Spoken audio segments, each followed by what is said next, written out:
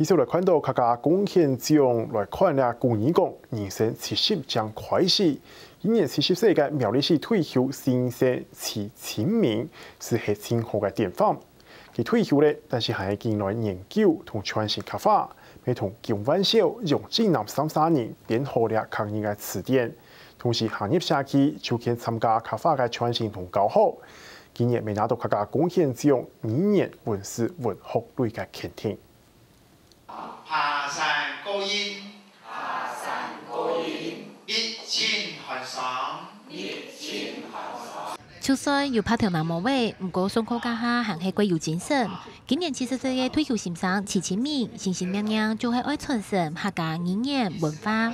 大礼拜一路去到条舞乡嘅上山孔庙来教讲客。对伊来讲，也向条路甜唔得，所以伊唔但将行业社区来教讲客，还同有共用理念嘅朋友来研究客家，编嚟客家词典、行业教材，也摆得到客家贡献奖嘅肯定。而佢前面講，伊係幾好彩。也擺我得獎做得講係運氣好啦。各位第二點就我感謝我爸我媽教我講客話。